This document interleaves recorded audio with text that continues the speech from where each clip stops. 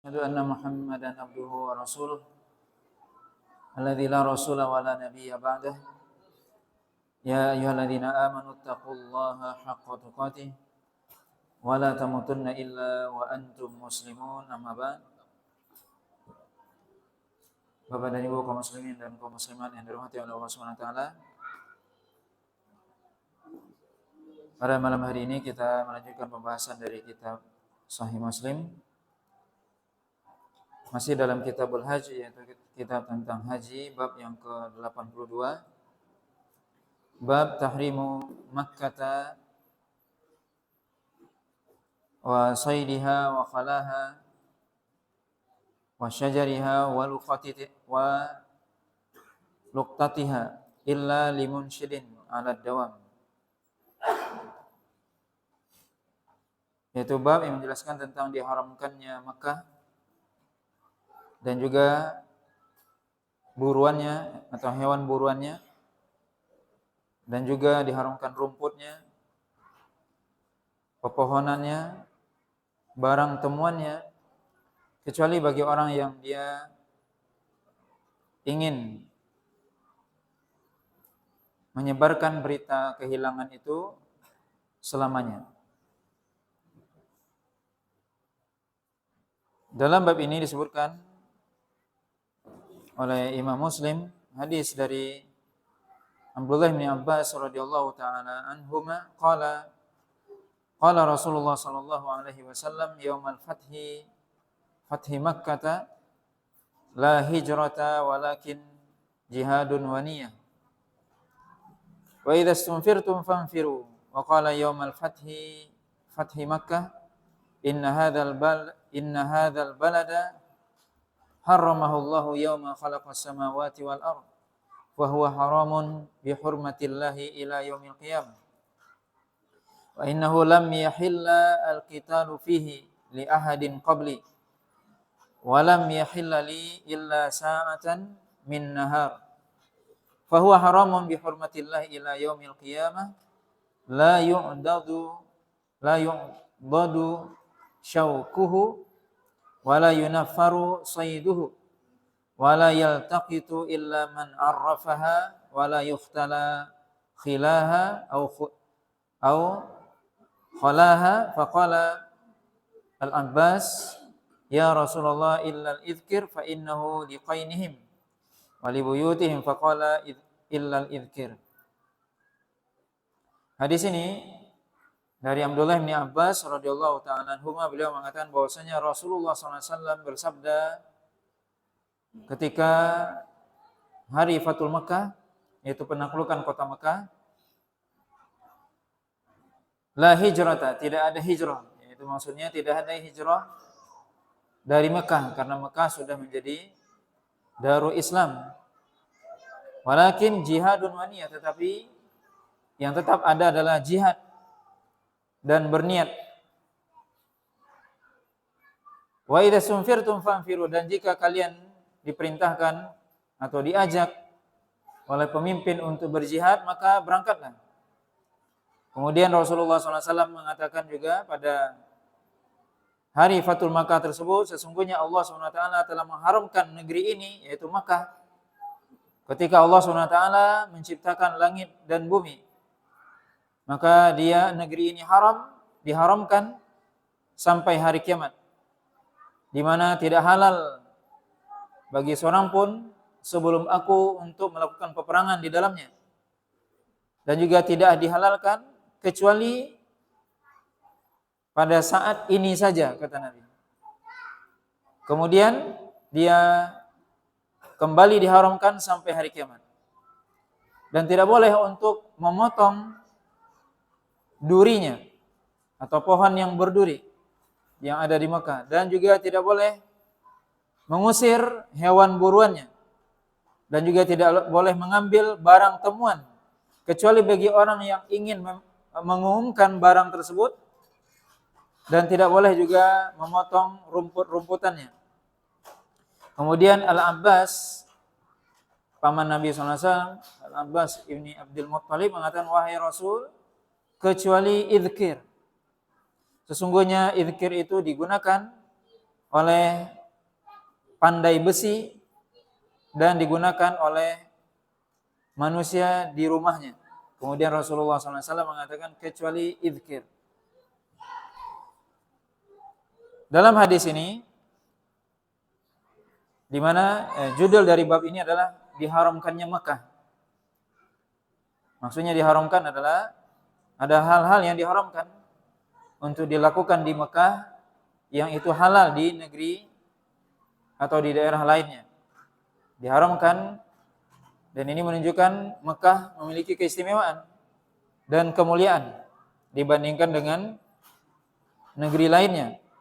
Diharamkan berburu, kemudian memotong rumput, pepohonan, dan juga dilarang mengambil barang temuan yang ditemukan di Mekah kecuali bagi orang yang memang dia ingin mengumumkan barang tersebut selamanya sampai ketemu dengan pemiliknya.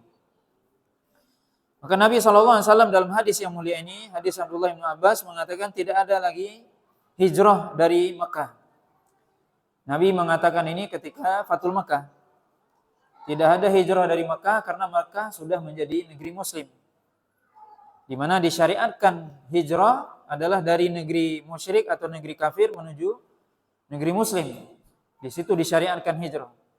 Tapi ketika Mekah sudah menjadi muslim, negeri muslim, sudah ditaklukkan oleh Nabi SAW, maka tidak perlu lagi berhijrah atau tidak disyariatkan hijrah dari Mekah. Dan juga walaupun para ulama menjelaskan hijrah tetap disyariatkan dari negeri-negeri kafir selain Mekah tentunya. Di sini Nabi mengatakan tidak disyariatkan hijrah dari Mekah karena Mekah sudah menjadi negeri muslim. Adapun negeri lainnya, ketika negeri itu masih kafir atau musyrik, maka disyariatkan hijrah darinya menuju negeri muslim. Seorang yang tinggal di Eropa, Amerika, Australia di zaman kita sekarang itu negeri kafir. Dia syariatkan bagi mereka untuk hijrah ke negeri muslim. Karena tentunya apa tujuan hijrah tersebut? Untuk menjaga agamanya. Seorang muslim, dia ingin tentunya menjaga agamanya. Ketika dia di negeri kafir, dia tidak bisa melaksanakan syariat agama dengan sempurna. Kemudian juga di situ banyak berbagai macam fitnah, syubhat dan syahwat yang tentunya akan dikhawatirkan bagi agama seorang muslim. Makanya dianjurkan untuk hijrah dari negeri kafir menuju negeri muslim.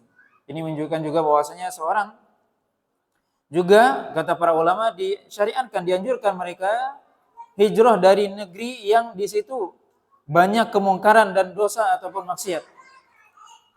Sebagaimana kisah yang disebutkan atau yang diriwayatkan oleh Imam Bukhari dan Muslim, kisah seorang yang dia membunuh 99 orang, kemudian dia membunuh satu orang lagi, seorang pendeta, kemudian dia menemui seorang ulama, kemudian dikatakan pergilah kamu hijrah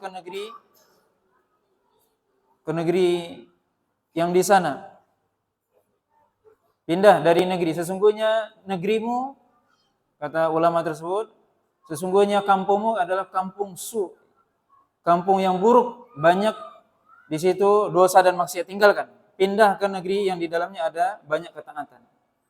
Maka juga dianjurkan seorang untuk pindah ke negeri dari daerah yang di situ banyak dosa dan maksiat, pindah ke negeri atau tempat yang lingkungan yang di situ lebih dominan kebaikannya. Kenapa? Karena tentunya seorang muslim ataupun manusia secara umum bisa terpengaruh dengan lingkungan. Seorang bisa menjadi kuat karena lingkungan yang baik. Tapi bisa seorang menjadi bejat karena lingkungan yang buruk. Maka juga para ulama menjelaskan pindah dari kampung, dari negeri, dari tempat yang di dalamnya banyak dosa dan maksiat. Karena itu akan mempengaruhi agama seseorang. Dan juga ketika Allah SWT menghancurkan negeri tersebut, orang yang baik ada di dalamnya ikut dihancurkan oleh Allah. Karena Allah SWT ketika mengazab, akan meratakan azab kepada suatu negeri, walaupun di dalamnya ada 1-2 orang yang baik. Kata Ummu Salamah ketika Nabi SAW, atau Zainab, ketika Nabi SAW terbangun, kemudian Nabi SAW mengatakan, wailun lil Arab min syarrin qad iqtarab. Celaka bagi bangsa Arab, sesungguhnya kehancuran sudah mendekat. Kemudian istri Nabi SAW ketika itu, Zainab bertanya, ya Rasulullah, anuhlak wa fina salihun. Wahai Rasul, apakah kita akan dihancurkan oleh Allah SWT? Padahal di antara kita masih ada orang-orang yang soleh. Kata Nabi, iya. Idza kathural khabath. Iya, jika sudah banyak terjadi kemungkaran merajalela, walaupun ada orang soleh, maka akan Allah hancurkan. Maka disyariatkan hijrah dari tempat yang buruk ke tempat yang baik. Maka Nabi SAW dalam hadis ini mengatakan, la hijrata. Tidak ada hijrah dari Mekah. Kenapa? Karena sudah menjadi negeri muslim. Walakin jihadun wa niyah. Yang tetap ada adalah berjihad di jalan Allah SWT. Tetap berjihad di jalan Allah SWT, menegakkan kalimat tauhid. Kemudian berniat untuk melakukan kebaikan. Maka itu tetap ada. Wa yasumfirtum fanfiru. Jika kalian diajak oleh pemimpin untuk melakukan jihad, maka berangkatlah. Di sini perlu kita ketahui bahwasanya seorang pemimpin kaum muslimin di negeri muslim, ketika pemimpin itu mengajak rakyatnya untuk berjihad, maka wajib bagi dia untuk mengikuti. Maka ini salah satu, kata para ulama, salah satu keadaan di mana jihad itu fardu ain. Karena jihad itu, kata para ulama, ada kalanya fardu kifayah, ada kalanya fardu ain. Di antaranya adalah fardu ain ketika pemimpin kaum muslimin mengajak rakyatnya untuk berjihad, menegakkan kalimat Allah, melawan orang-orang kafir, maka wajib semua orang muslim yang kuat, laki-laki yang tidak ada uzur, wajib dia untuk berjihad. Ini wajib hukumnya, wajib ain. Berarti kalau wajib ain, kalau dia tinggalkan, dia berdosa. Kata Nabi SAW, wa yasumfirtum fanfiru. Kalau pemimpin mengajak kalian untuk berjihad, maka berjihad. Kemudian Nabi SAW mengatakan, sesungguhnya negeri ini, yaitu Mekah, telah Allah haramkan. Telah Allah muliakan. Ketika Allah SWT menciptakan langit dan bumi. Dan negeri ini diharamkan atau dimuliakan dengan kehormatan Allah SWT sampai hari kiamat. Ini menunjukkan kekhususan dari Mekah, di mana Allah SWT telah mengharamkan Mekah ketika Allah SWT menciptakan langit dan bumi.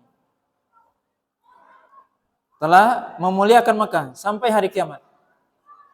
Di mana kata Nabi SAW, tidak halal bagi seorang pun sebelumku untuk berperang di dalamnya, di Mekah. Tidak halal untuk berperang di Mekah.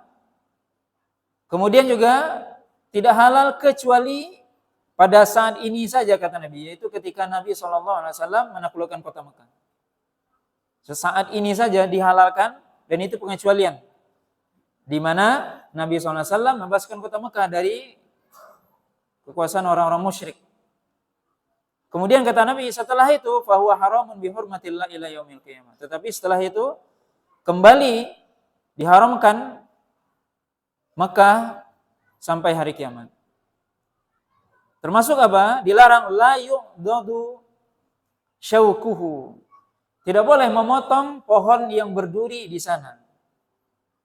Kita ke Mekah tidak boleh memotong pohon yang berduri. Pohon yang berduri saja nggak boleh dipotong, apalagi pohon yang tidak berduri. Lalu kalau bagaimana dengan hewan yang boleh dibunuh di Mekah ataupun di luar Mekah? Apa Anda bisa dikiaskan? Sebagian orang mengatakan, kenapa nggak boleh dipotong pohon yang berduri? Kan berduri itu menyakiti.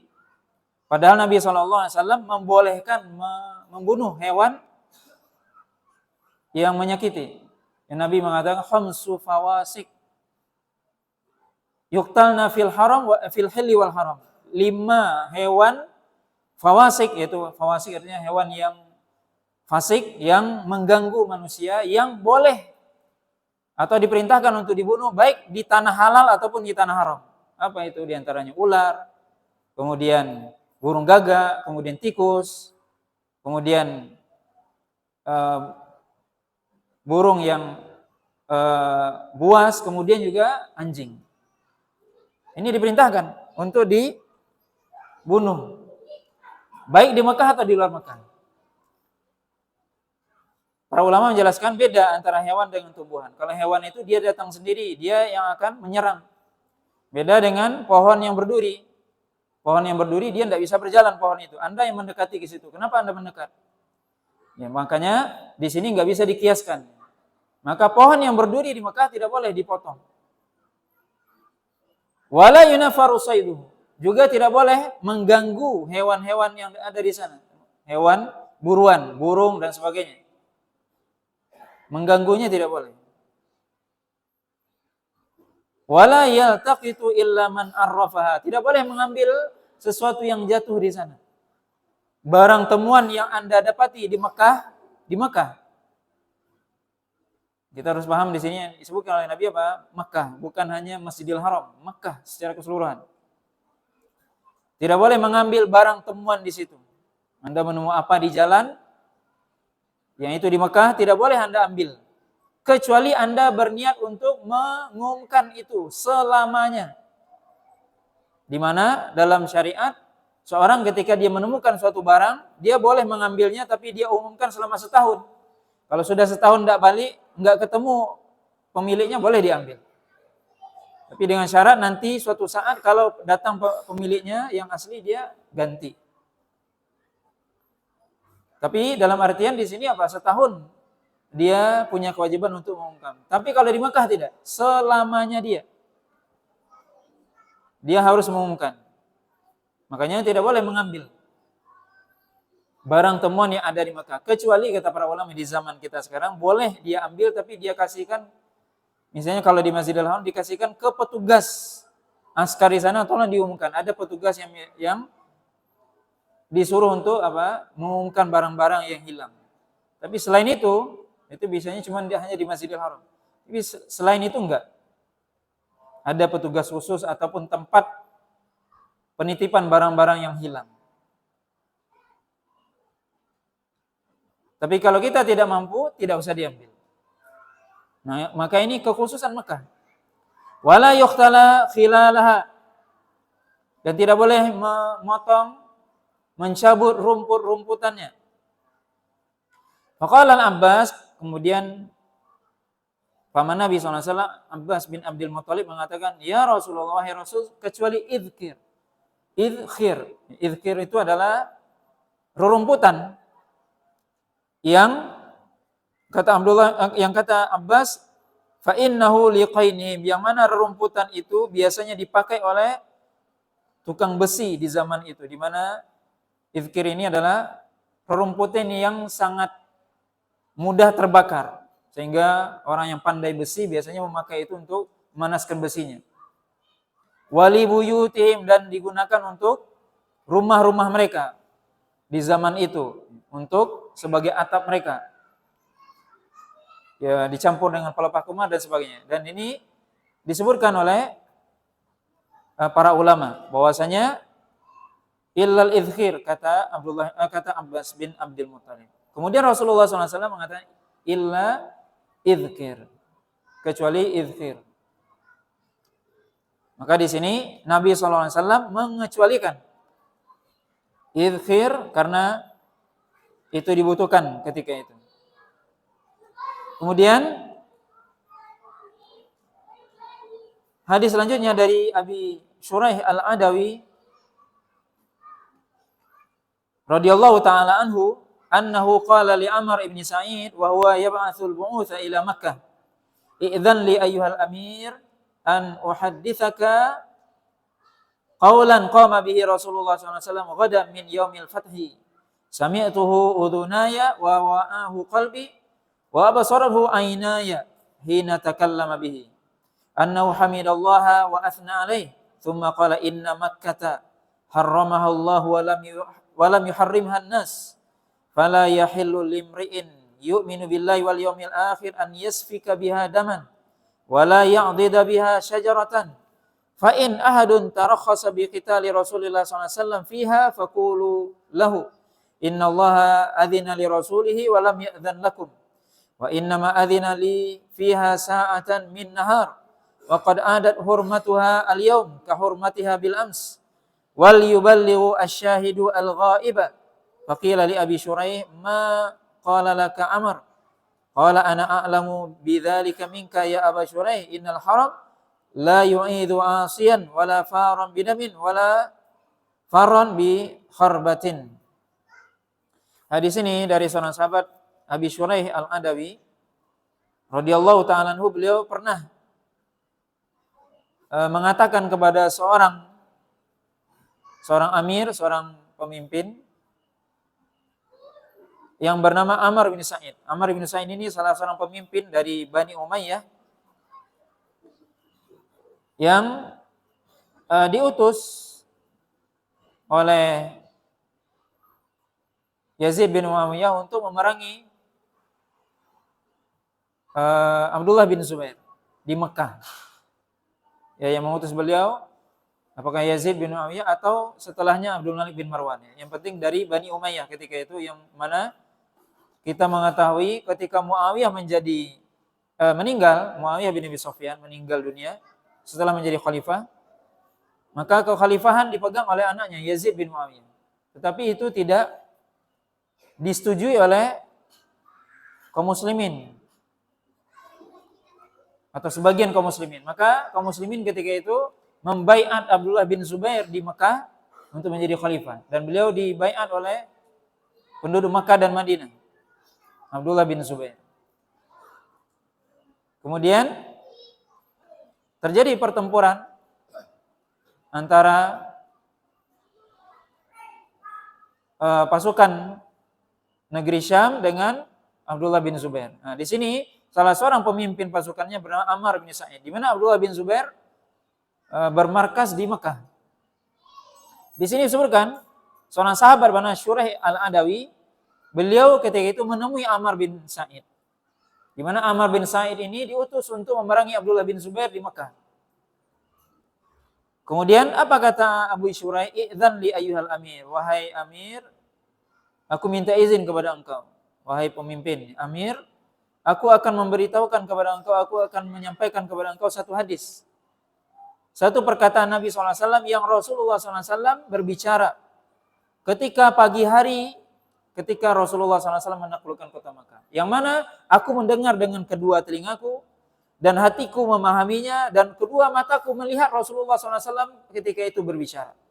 Di mana Rasulullah SAW ketika itu memuji Allah, kemudian mengatakan sesungguhnya Makkah ini adalah negeri yang Allah SWT haramkan, dan bukanlah manusia yang mengharamkannya. Maka tidak halal bagi seorang yang beriman kepada Allah dan hari akhir untuk menumpahkan darah di dalamnya, dan tidak boleh untuk memotong pohonnya. Jika ada salah seorang nanti di antara manusia yang dia mengambil rukhsah atau beralasan dengan Rasulullah SAW memerangi orang Quraisy ketika Fathul Makkah, maka katakan kepada dia, kata Rasul, sesungguhnya Allah SWT mengizinkan kepada Rasulnya ketika itu untuk memerangi orang Quraisy, menaklukkan kota Makkah, dan Allah tidak mengizinkan kepada kalian. Dan sesungguhnya Allah SWT hanya memberikan izin kepadaku pada waktu siang ini saja. Dan kemudian kembali keharamannya, kemuliaan kota Makkah ini sebagaimana sebelumnya. Dan hendaknya orang yang melihat atau yang menyaksikan hari ini menyampaikan kepada orang yang tidak hadir, kata Nabi SAW. Kemudian dikatakan kepada Abi Syuraih. Kemudian apa yang disampaikan oleh Ammar? Maksudnya tadi Abi Syuraih mengatakan itu kepada Ammar bin Sa'id. Kemudian sahabat Abi Syuraih atau tabi'in yang mendengar hadis ini bertanya kepada Abi Syuraih, lalu apa jawaban dari Ammar bin Sa'id ini? Apa kata Ammar bin Sa'id? Ana a'lamu bidzalika minka, aku lebih paham daripadamu, aku lebih berilmu daripadamu, wahai Abu Syuraih. Sesungguhnya tanah haram ini tidaklah memberikan perlindungan kepada orang yang bermaksiat, dan juga tidak memberikan perlindungan kepada orang yang lari dengan darah atau lari dengan kehancuran. Yang mana dia dimaksud adalah Abdullah bin Zubair. Di sini di jawaban dari Ammar ibn Sa'id, dia mengatakan bahwasanya aku lebih paham daripada kamu. wahai Abu Syuraih. Abu Syuraih ini sahabat. Tentunya Abu Syuraih lebih mulia daripada Ammar bin Sa'id ini. Kata Ammar bin Sa'id, sesungguhnya tanah haram ini tidak akan melindungi orang yang bermaksiat. Siapa yang dimaksud bermaksiat? Yaitu Abdullah bin Zubair. Dan ini adalah sebuah kedustaan. Dan juga tanah haram tidak melindungi orang yang lari dengan darah, maksudnya ingin menyelamatkan dirinya padahal dia telah membunuh. Menurut Ammar bin Sa'id. Atau lari dengan telah melakukan kerusakan, di mana mereka berkeyakinan bahwasanya Abdullah bin Zubair memberontak. Padahal sebenarnya tidak. Abdullah bin Zubair tidak memberontak. Maka di sini beberapa faedah yang bisa kita ambil dari hadis ini adalah, yang pertama adalah sebagaimana hadis sebelumnya, hadis Abdullah bin Abbas, hadis Abi Syuraih ini menguatkan bahwasanya Mekah diharamkan. Di dalamnya tidak boleh menumpahkan darah, tidak boleh berperang di situ, tidak boleh menumpahkan darah, tidak boleh memotong pohon. Dan kalau seandainya ada yang mengambil atau berdalil dengan kejadian Fatu Mekah, Nabi sendiri menaklukkan kota Mekah. Kata Nabi, katakan kepada mereka, sungguhnya Nabi diberi izin oleh Allah, sedangkan kalian tidak diizinkan. Kemudian juga kata Nabi apa? Bahwasanya Allah mengizinkan itu hanya sehari itu saja. Sehari itu ketika Nabi menaklukkan kota Mekah tersebut.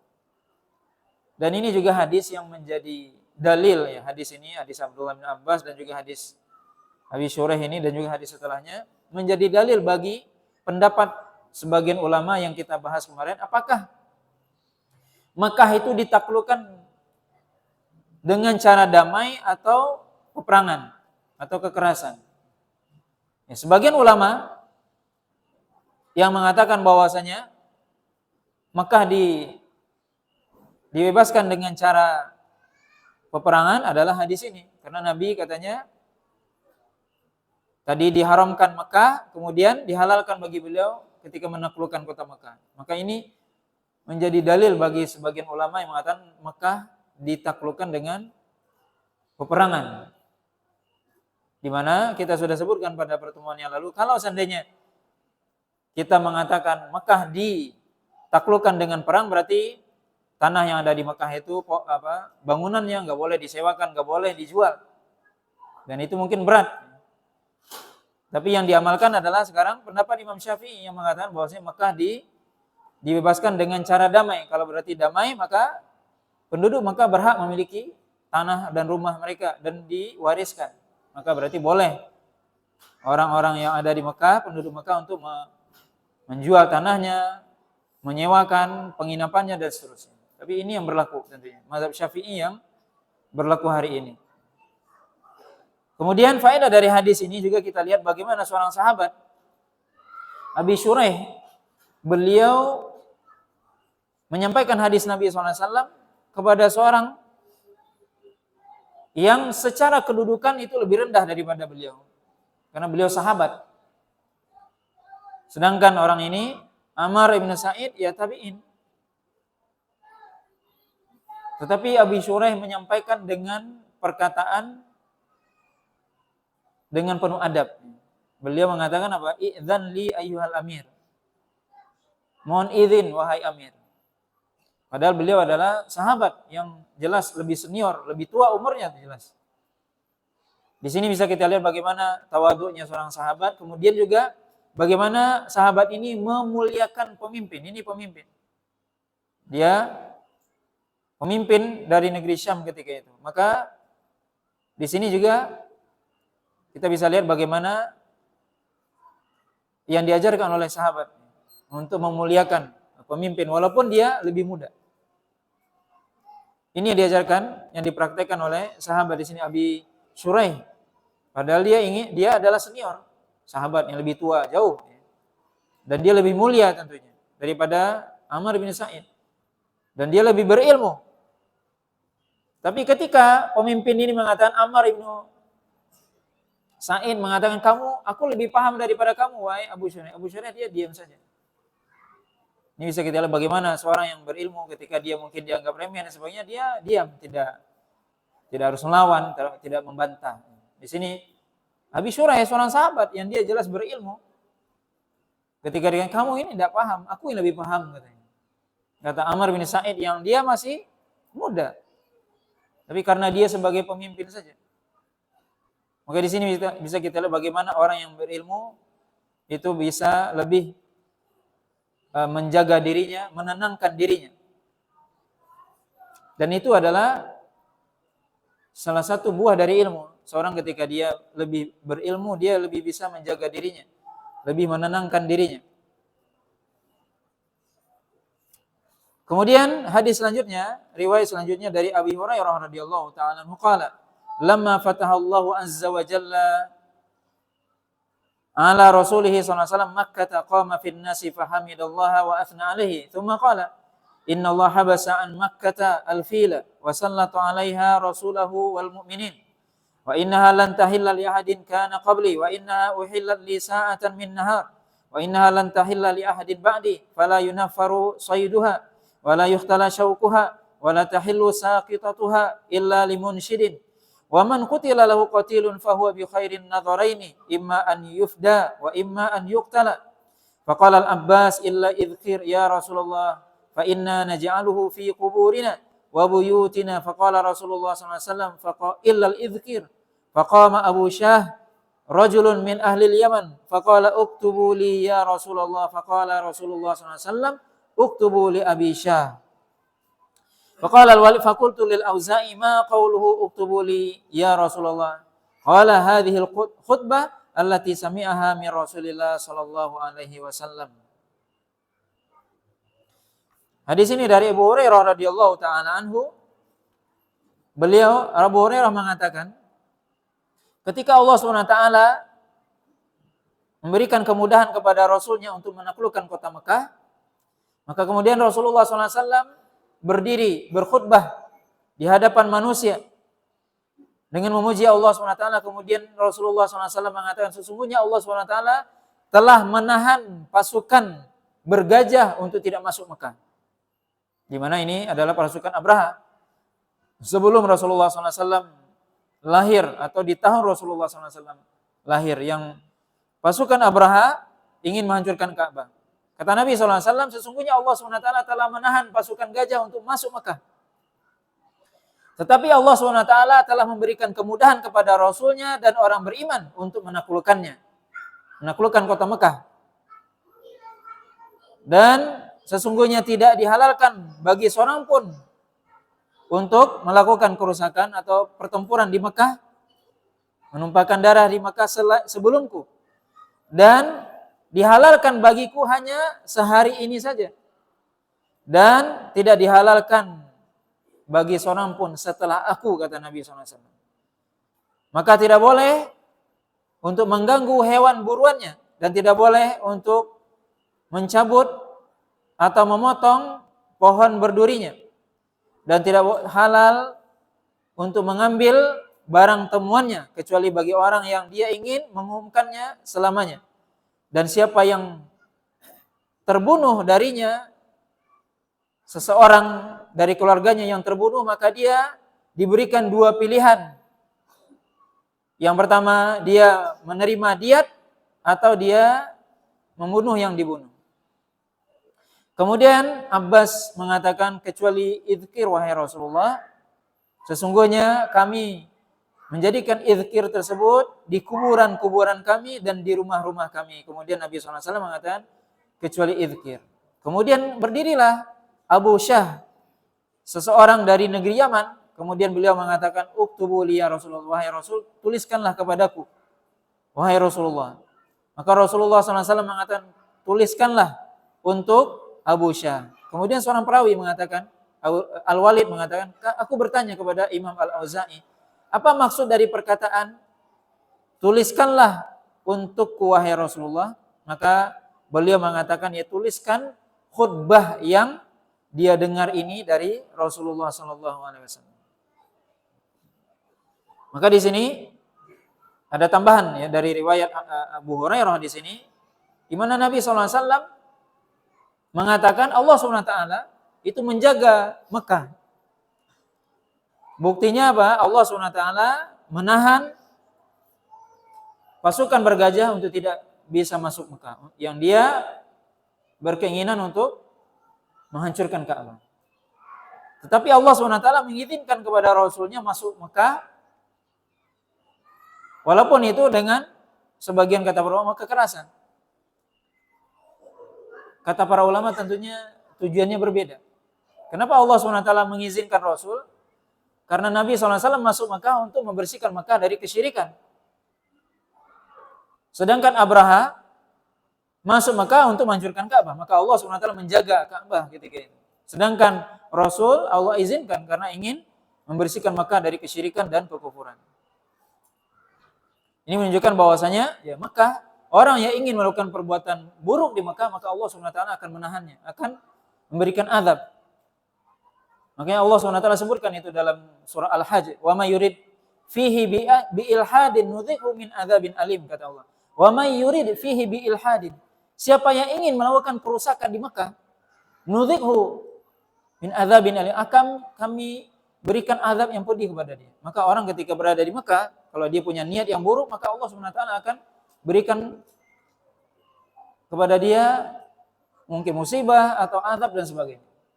Ketika seorang berada di Mekah, punya niat saja, Allah katakan akan kami berikan azab yang pedih kepada dia. Bagaimana kalau dia melakukan kerusakan di Mekah? Bagaimana kalau dia menumpahkan darah? Ini tentunya dosanya sangat besar dan Allah SWT akan mengazab. Dan ini Mekah, negeri yang Allah muliakan. Maka Nabi SAW mengatakan, tidak halal untuk menumpahkan darah bagi seorang pun sebelum aku, kata Nabi SAW. Jadi sejak Allah SWT menciptakan dunia ini, tidak diizinkan oleh Allah SWT melakukan kerusakan di Mekah. Pertumpahan darah. Kemudian, tidak halal juga bagi orang setelahku, kata Nabi.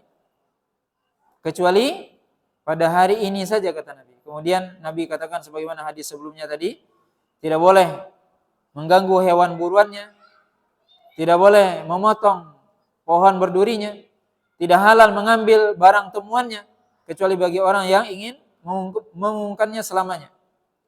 Dan jika ada seorang yang terbunuh, maka ahli warisnya memiliki dua pilihan, yaitu dia menerima diat, ya diat artinya denda, seorang ketika dia membunuh atau keluarganya terbunuh, maka dia menerima diat. Diat itu 100 ekor unta. Atau dia dibunuh, yaitu pembunuh tersebut. Kecuali izkir tadi. Kemudian Abbas mengatakan sesungguhnya kami menjadikan izkir itu di kuburan-kuburan kami dan di rumah-rumah kami. Kemudian Rasulullah SAW mengatakan illa izkir. Maka kemudian ada tambahan riwayat di sini. Ada seorang sahabat yang bernama Abu Syah, seorang dari negeri Yaman. Beliau mengatakan, tuliskan buat aku, hai Rasulullah. Tuliskan apa? Yaitu apa yang engkau sampaikan tadi, khutbah tadi. Dan ini para ulama menjelaskan bahwasanya ya disyariatkan bagi seorang untuk menulis ya, ketika dia khawatir kalau seandainya apa yang didengarnya tidak bisa dia hafal dengan baik, atau khawatir dia lupa apa yang dia dengar, dia lupakan, maka dianjurkan untuk dia tulis. Sebagaimana di sini Abu Syah di sini dia minta tolong agar dituliskan. Kemungkinan dia tidak bisa menulis, tapi dia minta untuk dituliskan. Kemudian hadis terakhir dalam bab ini juga dari Abu Hurairah radhiyallahu taala anhu, di mana juga sebenarnya sama dengan riwayat sebelumnya, di mana Rasulullah SAW di sini ada sedikit tambahan dari riwayat ini, yaitu Abu Hurairah mengatakan di awal hadisnya, inna Khuza'ata qatalu rajulan min bani Laits ama fathi biqatilin minhum faqataluhu fa ukhbira bidzalika Rasulullah sallallahu alaihi wasallam farakiba rahilatahu faqataba faqala inna Allah azza wa jalla habasa an Makkah fil wa sallata 'alaiha rasulahu wal mu'minun. wal mu'minin dan seterusnya. Yaitu Nabi SAW ternyata dalam riwayat terakhir ini disebutkan oleh Imam Muslim juga dari Abu Hurairah, Nabi SAW berkhutbah tersebut ternyata ada sebabnya. Apa sebabnya disebutkan di sini? Bahwasanya ada kabilah namanya kabilah Bani Khuza'ah. Mereka membunuh seseorang dari Bani Laith. Bani Laith ketika Fathul Makkah tersebut. Jadi ada Bani Khuza'ah membunuh seorang laki-laki dari Bani Laith. Kapan kejadiannya? Ketika Fathul Makkah. Kenapa mereka bunuh? Karena mereka ingin balas dendam atau qisas. Karena pernah dulunya Bani Laith ini membunuh seseorang dari Bani Khuza'ah. Jadi ini ibaratnya balas dendam. Maka wallahu a'lam mungkin dapatnya baru sekarang. Ketika Fathul Makkah dia bisa menangkap orang itu. Maka dibunuhnya. Maka Nabi SAW langsung berkhutbah. Dengan menyebutkan khutbah yang tadi bahwasanya Allah SWT telah mengharamkan Mekah ini. Tidak boleh menumpahkan darah di situ. Maka di sini, hadis-hadis ini menunjukkan apa? Bahwasanya diharamkan seorang melakukan perbuatan dosa dan maksiat di Mekah, ya termasuk apalagi di sini menumpahkan darah. Walaupun di sini dalam hal bolehkah melakukan qisas, di sini ya berbeda pendapat para ulama tadi. Seorang yang dia misalnya membunuh orang lain, kemudian dia lari ke Mekah. Lari ke Mekah dengan tujuan apa? Supaya dia tidak ditangkap. Maka sebagian ulama mengatakan, ya di Mekahnya tidak diqisas, tapi dia ditarik keluar Mekah, kemudian diqisas di luar Mekah. Jadi ada sebagian orang yang dia seperti itu. Karena dia tahu bahwasanya Mekah adalah negeri yang aman, maka dia lari ke Mekah, dia melakukan pembunuhan, kemudian dia lari ke Mekah. Dan memang orang-orang Quraisy dulu juga di zaman dahulu mereka memiliki keyakinan itu bahwasanya dilarang membunuh di Mekah, walaupun dia ketemu dengan pembunuh bapaknya di Mekah itu dia tidak akan pegang-pegang itu. Tapi kalau keluar dari Mekah dia sikat langsung. Atau itu terjadi di bulan-bulan haram. Mereka sangat menghormati bulan haram. Bulan haram apa? Zulqa'dah, Zulhijjah, Muharram, Rajab. Dia ketemu dengan pembunuh bapaknya di bulan Rajab. Dia tidak akan bunuh itu. Tapi keluar dari bulan itu akan dia segera sikat. Akan dia bunuh. Itu bagaimana mereka sangat menghormati tanah haram dan juga bulan-bulan haram. Nah, di sini juga Nabi SAW mengingatkan itu bahwasanya tidak boleh untuk apa? Menumpahkan darah di tanah haram. Kemudian bab selanjutnya, bab yang ke-83, an-nahyu an hablis silah bi Makkah bila hajatin. Larangan membawa senjata di Makkah tanpa ada kebutuhan. Di sini disebutkan oleh Imam Muslim satu hadis dari Jabir bin Abdullah, qala sami'tu Nabiy sallallahu alaihi wasallam yaqul, la yahillu li ahadikum an yahmila bi Makkatas silaha. Jabir bin Abdullah mengatakan bahwasanya aku mendengar Nabi sallallahu alaihi wasallam bersabda bahwasanya tidak halal bagi salah seorang di antara Anda membawa senjata di Mekah. Maka ya hadis Jabir menerangkan apa? Bahwasanya dilarang membawa senjata di Mekah. Para ulama mengatakan bahwasanya larangan itu kalau memang tidak ada kebutuhan. Tapi kalau seandainya ada kebutuhan, boleh. Kebutuhannya adalah dalam rangka menjaga kemaslahatan orang banyak misalnya. Maka boleh membawa senjata. Atau untuk melindungi orang yang rentan untuk diserang misalnya. Maka itu dibolehkan. Kemudian juga bab selanjutnya, bab yang ke-84, bab jawazu dukhuli Makkah bi ghairi ihram. Bolehnya masuk Makkah tanpa ihram. Bolehnya seorang masuk Makkah tapi tanpa dia memakai pakaian ihram. Boleh. Di sini disebutkan dari hadis dari Anas bin Malik, anna Nabi sallallahu alaihi wasallam dakhala Makkah amal fathi wa ala ra'sihi mighfar. Falamma naza'ahu ja'ahu rajulun faqala Ibnu Khatal muta'alliqun bi astadil Ka'bah faqala uqtuluh faqala Malikun na'am. Yaitu hadis dari Anas bin Malik bahwasanya Nabi SAW itu masuk Mekah ketika Fathul Mekah dan di atas kepala beliau mighfar. Mighfar itu seperti helm yang terbuat dari besi untuk melindungi kepala di zaman dahulu. Maka di sini apa? Nabi SAW masuk Mekah ketika Fathul Mekah, Nabi tidak pakai pakaian ihram. Karena memang Nabi berniatnya bukan untuk umrah, tapi untuk menaklukkan kota Mekah. Berarti apa? Boleh seorang masuk Mekah kalau memang dia tidak pakai pakaian ihram, kalau memang dia tidak niat untuk ihram untuk haji ataupun umrah. Mungkin dia berdagang atau apapun. Atau dia belajar. Maka boleh dia tidak memakai pakaian ihram. Di sini dalilnya adalah Nabi masuk Mekah. Ketika Fathul Mekah, Nabi di atas kepalanya mighfar. Yang jelas tentunya kalau seandainya Nabi berihram, tentunya enggak boleh orang yang berihram memakai penutup kepala. Ketika Rasulullah SAW membuka penutup kepalanya, kemudian ada seorang sahabat yang datang kepada Nabi dan mengatakan bahwa Ibnu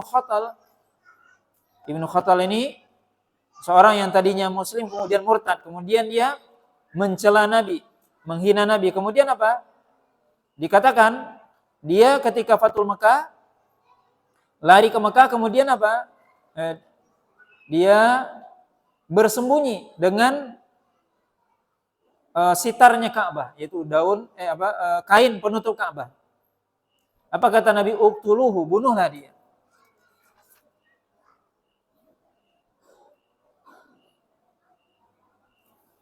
Maka hadis ini Nabi SAW dalam hadis yang mulia ini mengatakan apa? Ada seorang yang tadi disebutkan Ibnu Khatal yang dia ketika Fathul Mekah dia adalah seorang yang tadinya Muslim, kemudian dia murtad. Setelah murtad, kemudian dia mencela Nabi, menghina Nabi. Maka Nabi SAW tidak memaafkannya. Dan bahkan menyuruh sahabat untuk membunuhnya. Walaupun dia bergantungan di sitar atau kain penutup Ka'bah. Walaupun dia bergantungan di situ, kata Nabi, uqtuluhu, bunuhlah dia. Maka wallahu alam ini pengecualian disebutkan oleh para ulama. Dan itu terjadi ketika Fathul Mekah.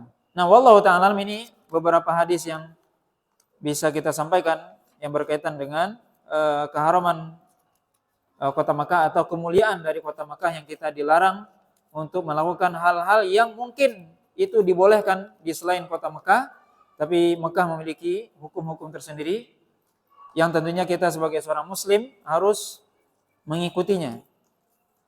Nah, wallahu ta'ala alam.